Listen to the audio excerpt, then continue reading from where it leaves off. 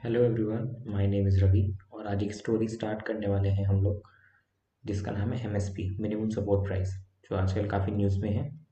और इसको चलते काफ़ी कन्फ्यूजन है लोगों में कि एमएसपी क्या होता है, कैसे डिसाइड होता है, कौन इम्प्लीमेंट करता है, क्या इसकी रूलिंग है, क्या स्टैट्यूटरी बैकिंग है।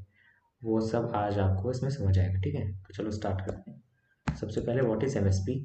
MSP is minimum support price. ठीक है, MSP is the price set by the government to purchase crops from the farmers, whatever may be the market price for the crops. तो MSP एक price होता है जो government set करती है farmers की क्रॉप्स के लिए, चाहे मार्केट प्राइस में कुछ भी चल रहा हो। तो गवर्नमेंट एक मिनिमम थ्रेशोल्ड तैयार करती है कि ये प्राइस है, इस प्राइस पे हम फार्मर्स की क्रॉप्स को खरीदेंगे।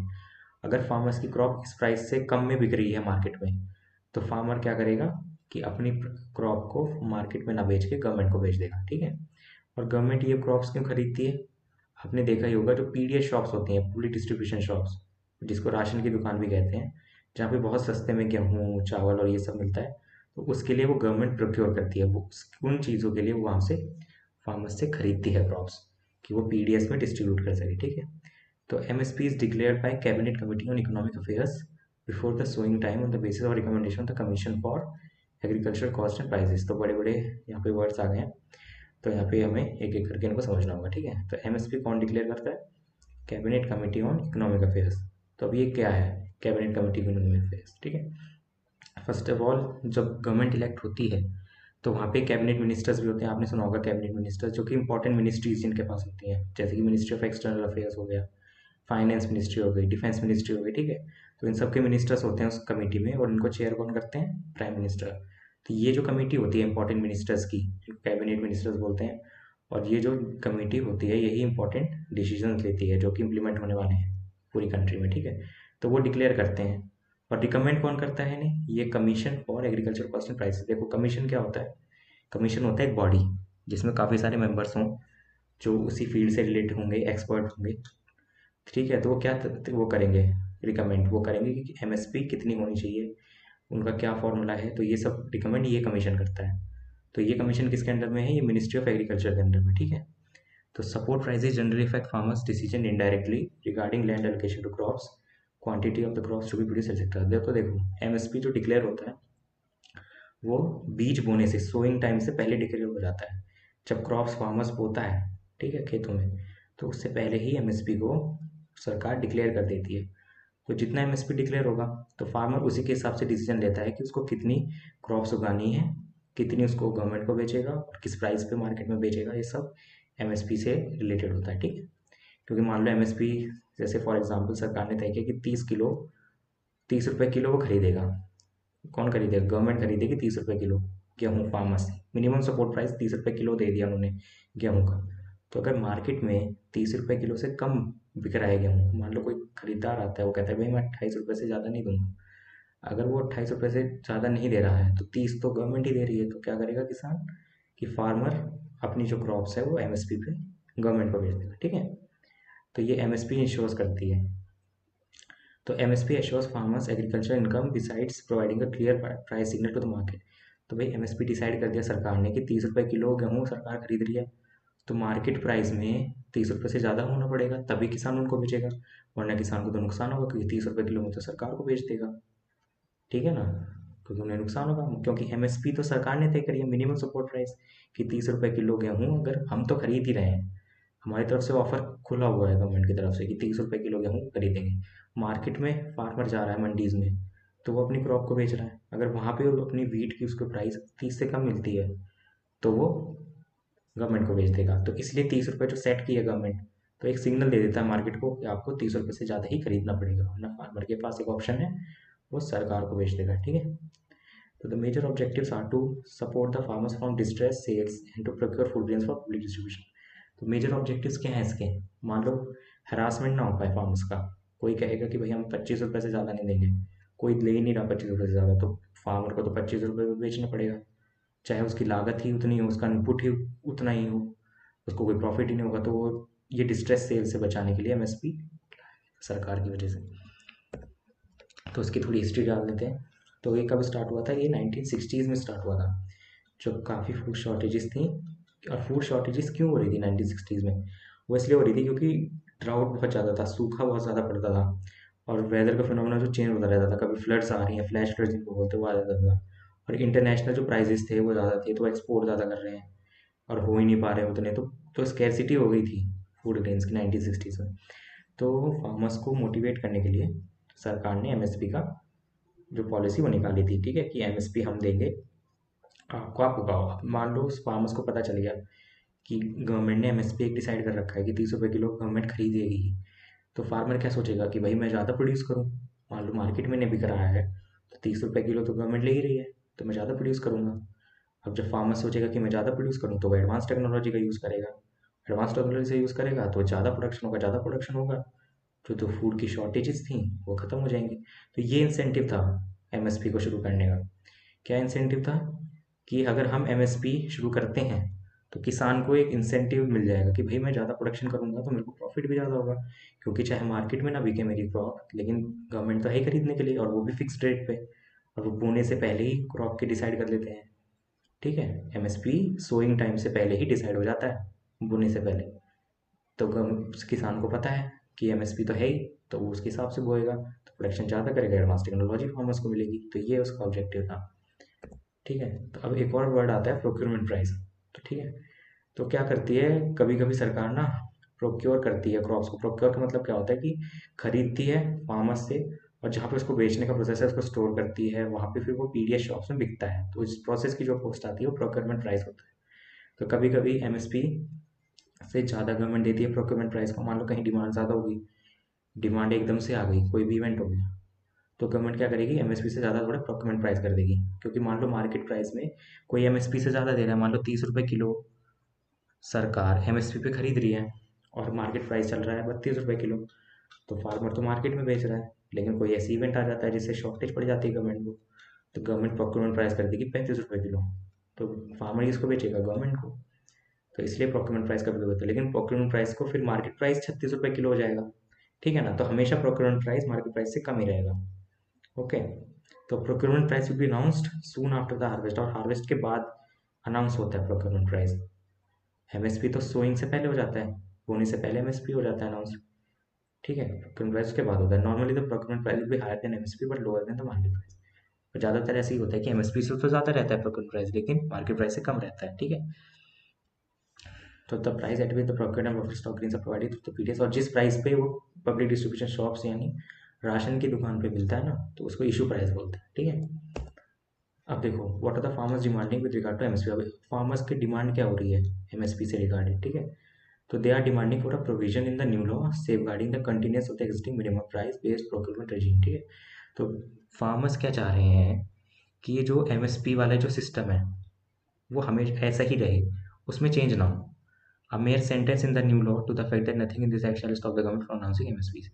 तो फार्मर्स क्या कह रहे हैं कि आप ये जो आपने एक्ट को पास किया है, ठीक है, देखो जब कोई इंट्रोड्यूस होता है, जब पार्लियामेंट में कोई इंट्रोड्यूस होती है चीज़ जिसे पास करना, उसको बिल बोलते हैं। बिल इंट्रोड्यूस होता है पार्लियामेंट में, जब पार्लियामेंट से बिल पास हो जाता है तो उसको एक्ट बोलते हैं, लॉ बोलते हैं। ठीक है, तो फार्मर्स ये कह रहे हैं कि आप जो अपने जो ये एक्ट पास किए हैं, ठीक है, तो उसमें एक क्लॉज डाल दो, एक सेंटेंस डाल दो कि एमएसपी वाला सिस्टम रहेगा हमेशा, कि गवर्नमेंट एमएसपी से किसानों से क्रॉप्स खरीदेगी। तो ये चाहते हैं फार्मर्स। अब नया लॉ क्या कह रहा है एमएसपी के बारे में, तो नया लॉ क्या है, farmers produce trade and commerce promotion and facilitation bill. अब ये कोई स्टेचुटरी बैकिंग नहीं देता एमएसपी को। अब स्टेचुटरी बैकिंग का क्या मतलब है, देखो जब कोई बिल एक्ट बनता है, लॉ बन जाता है, ठीक है, अगर उस लॉ में लिखी हुई है चीज़, अगर मान लो इस एक्ट में अगर हम लिख देंगे कि एमएसपी पे सरकार खरीदेगी क्रॉप्स फार्मर्स से, तो उसको एक स्टैट्यूटरी बैकिंग मिल जाएगी। स्टैट्यूटरी का मतलब है लॉ में लिखा हुआ है ऐसा, कि ऐसा करना है सरकार को। फिर चाहे फिर सरकार कोई सी बने, अगर एक बार लॉ में लिख गया तो वो हर सरकार को करना पड़ेगा। तो ये चाहते हैं फार्मर्स। तो अब ये है कि कोई भी एमएसपी या प्रोक्योरमेंट जैसा कोई भी शब्द इस बिल में नहीं है, जो कि पास किया गया पार्लियामेंट में। ठीक है, और गवर्नमेंट ने क्या जस्टिफाई किया, गवर्नमेंट ने कहा है कि एमएसपी से लेना देना ही नहीं है कोई इस बिल का। अब ये जो बिल आया है उसमें कि इन्होंने कहा है कि मंडी में जो सामान बेचते हैं किसान, तो उसमें एक दलाल होता है बीच में, उन दलालों को हटा दिया है। अब सीधा जो खरीदने वाला है और बेचने वाला सीधा आपस में कांटेक्ट करेंगे, ये किया है उन्होंने। गवर्नमेंट कह रही है कि हमारा तो एमएसपी से कोई लेना देना ही नहीं है, ये कह रही है। और एमएसपी और प्रोक्योरमेंट दोनों ही सेपरेट इशू हैं, और इन्होंने तो एपीएमसी मंडीज उसमें चेंज किया है कि कैसे वो सेल होगी और कैसे बाय होंगी, ठीक है। और एपीएमसी मंडीज में भी वो जो बाहर उसके सेल होती हैं, तो सीधा उन्होंने बायर और सेलर को आपस में लाके खड़ा कर दिया और मिडिलमैन को हटा दिया। इसके बारे में मैं एक और वीडियो बनाऊंगा जो भी ये इस एक्ट है, लेकिन अभी हम एमएसपी की बात कर रहे हैं। तो MSP was not part of any law before nor is it part of any law today. तो एमएसपी ना ही पहले कोई लॉ का पार्ट था, एमएसपी कहीं लिखा हुआ नहीं है किसी भी लॉ में, किसी भी कानून में ये नहीं लिखा हुआ है कि गवर्नमेंट एमएसपी पे ही क्रॉप्स खरीदना है गवर्नमेंट को, ये किसी लॉ में नहीं लिखा हुआ है और ना ही इसी लॉ में लिखा हुआ है। तो गवर्नमेंट ये कह रही है कि पहले भी किसी लॉ में ये चीज़ नहीं लिखी हुई थी कि एमएसपी पे गवर्नमेंट को खरीदना ही है। अगर किसी लॉ में लिखी होती तो उसको स्टैट्यूटरी बैकिंग होती। अब स्टैट्यूट का मतलब है लॉ, कि लॉ में लिखा हुआ है तो कंपलसरी है, अगर नहीं लिखा हुआ है लॉ में तो वो मैंडेटरी नहीं है।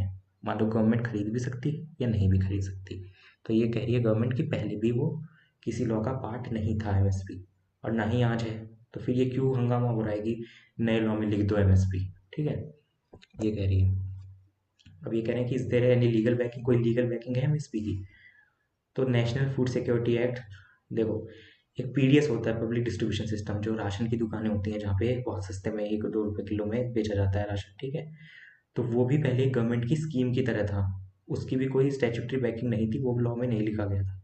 लेकिन जब नेशनल फूड सिक्योरिटी एक्ट पास हुआ तो पब्लिक डिस्ट्रीब्यूशन सिस्टम को लॉ में लिख दिया गया कि ये कंपलसरी है। लॉ में उसका मेंशन कर दिया, एक्ट में, नेशनल फूड सिक्योरिटी एक्ट में मेंशन कर दिया, मतलब वो कानून में आ गया पब्लिक डिस्ट्रीब्यूशन सिस्टम, तो उसकी स्टैट्यूटरी बैकिंग है।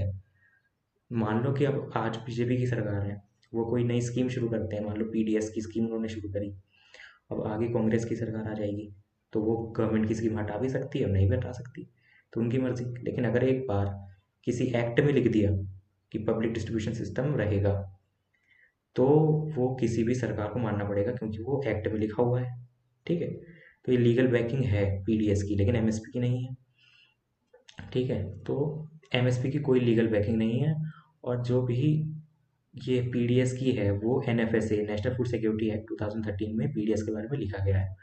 तो the government can procure at the MSP if it wants to, मतलब गवर्नमेंट के ऊपर कोई बाइंडिंग नहीं है कि वो एमएसपी पे खरीदे ही खरीदे, मिनिमम सपोर्ट प्राइस पे। और गवर्नमेंट खरीदती क्यों है, गवर्नमेंट इसलिए खरीदती है क्योंकि वो राशनों की दुकान पे उन्हें भेजना होता है।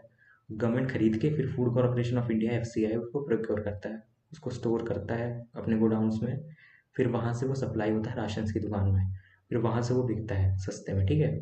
और कोई लीगल कंपल्शन नहीं है। यही फार्मर्स चाहते हैं कि अगर लॉ में लिख दिया किसी एक्ट में इन्होंने कि एमएसपी इज रिक्वायर्ड, तो लीगल कंपल्शन हो जाएगा गवर्नमेंट पे, उन्होंने खरीदना ही खरीदना है और उनकी मर्जी नहीं चलेगी अगर एक बार लॉ में लिख गया, वो ही चाह रहे हैं किसान, ठीक है। तो गवर्नमेंट पे कोई लीगल कंपल्शन नहीं है, ना ही वो किसी को फोर्स कर सकती है खरीदने के लिए, ठीक है। तो ये कह रहे हैं। अब जब ऐसा तो एमएसपी 1960 से स्टार्ट हुआ, तो किसी लॉ में उसके बारे में नहीं है, तो उसका बेसिस क्या है। लेकिन ये खाली एक गवर्नमेंट पॉलिसी है, ये कोई लॉ नहीं है, उसका एडमिनिस्ट्रेटिव डिसीजन है कि भाई हम ऐसा करेंगे। तो 1960 से होता आ रहा है, वो लॉ में नहीं है तब भी वो लोग कर रहे हैं क्योंकि उनकी पॉलिसी है, ठीक है। और गवर्नमेंट डिक्लेयर करती है एमएसपी क्रॉप्स के लिए और उसकी इम्प्लीमेंट करती है। और centre currently fixes MSP for 23 farm commodities. तो 23 जो कमोडिटीज़ हैं उस पर एमएसपी सेंटर फिक्स करती है, ठीक है। कौन, किसकी रिकमेंडेशन पे, commission on agriculture cost and price, CACP. ये कमीशन था, एक बॉडी है जिसमें कई सारे लोग बैठे हैं, बड़े बड़े लोग जो ऑफिसर्स हैं, हाईली रैंक ऑफिसर, सेक्रेटरीज वगैरह जो भी हैं वो बैठे हैं, बड़े बड़े लोग। तो वो डिसाइड करते हैं पॉलिसी कि भाई किस तरीके से हम एमएसपी को करेंगे डिसाइड, कि कितना एमएसपी होगा, किस किस पे लगेगा, ये सब ये डिसाइड करते हैं, ये रिकमेंडेशन देते हैं सेंटर को। सीएसीपी कौन देता है, CACP, commission for agriculture cost and prices, ठीक है। और ये रिकमेंडेशन बाइंडिंग नहीं होती, लेकिन सेंटर यूजली उन्हें मान लेता है। तो इनके ऊपर लगता है एमएसपी, जैसे 7 सीरियल्स हो गए, पैडी, व्हीट, मेज़, बाजरा, ये सब हो गए, ये सब पढ़ लेना, ठीक है। तो सीएसीपी के बारे में बोल रहे हैं कि ये स्टैट्यूटरी बॉडी नहीं है, मतलब देखो जहाँ भी स्टैट्यूटरी का मतलब आता है, स्टैट्यूट का मतलब होता है लॉ, अगर स्टैट्यूटरी बॉडी नहीं है मतलब किसी भी कानून में ये उसके बारे में जिक्र नहीं है, वो अपनी सहूलियत के लिए ये लोग बना लेते हैं। ये खाली एक अटैच्ड ऑफिस है मिनिस्ट्री ऑफ एग्रीकल्चर में, सीएसीपी, ठीक है। कि ये खाली रिकमेंड कर सकता है लेकिन इसकी डिसीजन बाइंडिंग नहीं होती है। जो भी कानून में नहीं लिखा जा रहा है वो बाइंडिंग नहीं है, अगर जिसकी स्टैट्यूटरी बैकिंग नहीं है वो चीज़ बाइंडिंग नहीं है। इसलिए लोग कह रहे हैं कि उसकी स्टैट्यूटरी बैकिंग बनाई जाए। अगर किसी चीज़ की स्टैट्यूटरी बैकिंग बन जाती है तो वो चीज़ बाइंडिंग हो जाती है गवर्नमेंट पे भी, ठीक है। तो ये भी जैसे CACP है, ये स्टैट्यूटरी बॉडी नहीं है, तो इसकी कोई बाइंडिंग नहीं है इसकी रिकमेंडेशंस, तो गवर्नमेंट वैसे यूजली मानती है इसकी रिकमेंडेशंस, ठीक है। अब देखो शुगर केन के बारे में। अब शुगर केन में क्या होता है, उसमें भी MSP होना चाहिए, आप लोग कहोगे कि शुगर केन में भी होना चाहिए, क्योंकि शुगर केन तो किसान, बहुत ज़्यादा किसान उगाते हैं शुगर केन, लेकिन वहाँ पे MSP नहीं होता। वहाँ पे MSP क्यों नहीं होता, क्योंकि सरकार गन्ना खरीदेगी, तो वो राशन की शॉप में थोड़ी ना गन्ना बेच रही है। मान लो चीनी बेचेगी, तो वो चीनी किससे खरीदती है, शुगर मिल से खरीदती है, डायरेक्ट फार्मर से तो खरीदती नहीं है। तो यहाँ पे MSP कौन देगा, यहाँ पे शुगर मिल्स MSP देगी, ठीक है। ये देखो, the only crop where MSP payment है सम, ये इसकी स्टैट्यूटरी बैकिंग है। अब देखो, मैंने आपको बताया था कि स्टैट्यूटरी बैकिंग का क्या मतलब है, कि किसी लॉ में पास किया होगा, कानून बना है उसका, ये कानून है। This is due to its pricing being governed by sugarcane control order 1966 issued under the essential commodities act. तो अब शुगर केन का प्राइस कैसे डिसाइड होगा, ये कानून में लिख दिया गया है। किस एक्ट में लिखा है, एसेंशियल कमोडिटीज एक्ट में लिखा है, शुगर केन कंट्रोल ऑर्डर 1966 में। अब एक्ट में लिख दिया तो स्टैट्यूटरी बैकिंग हो गई, मतलब कंपलसरी हो गया कि इसी तरीके से डिसाइड होगा, ठीक है। तो इसको यहाँ बोलते हैं फेयर एंड डिनोमिनेटर प्राइस, और शुगर ईयर होता है जो अक्टूबर से सितंबर के बीच में होता है, ठीक है। तो यहाँ पे ये गवर्नमेंट पे नहीं करती, ये कौन करती है, शुगर मिल पे करती है 14 दिनों के अंदर, क्योंकि किसान गन्ना उगाता है, गन्ना उगाएगा बेचेगा कहाँ पे, शुगर मिल में बेचेगा, शुगर मिल खरीदेंगे, फिर से वहाँ पे सेलर और बायर का चक्कर आया है। और फार्मर को डिस्ट्रेस ना हो, कोई डिस्ट्रेस सेल्स ना हो, फार्मर कोई मजबूरी में आके कम दामों पे ना बेचे, इसलिए गवर्नमेंट ने मिल के ऊपर लगाया कि मिल्स को कहा गया है कि इतने प्राइस से ऊपर ही आप लोगे, इतने मिनिमम प्राइस पे आप गन्ने खरीदोगे। तो ये है, इसको क्या बोलते हैं, FRP, fair and remunerative price, ठीक है। तो वो 14 दिन के अंदर देना होता है शुगर मिल्स को। तो has there been any move to give MSP legislative backing, MSP को लेजिस्लेटिव बैकिंग के लिए कोई मूव है। देखो जो CACP थी, commission for agriculture cost and prices, तो उसने एक पॉलिसी बनाई थी, ठीक है, 18 और 19 में। उसने कहा था कि किसानों का ये एक लॉ बनना चाहिए जिसमें उनका पास हक होना चाहिए कि वो MSP से सरकार को बेचें, MSP पे अपनी क्रॉप्स, क्योंकि वो लीगल बैकिंग नहीं है MSP की। CACP ने भी ये रिकमेंड करा था, लेकिन आपको बताया था कि वो स्टैट्यूटरी बॉडी नहीं है, CACP खुद गवर्नमेंट ने बनाई है, और वो गवर्नमेंट के ऊपर हुक्म चला रही है।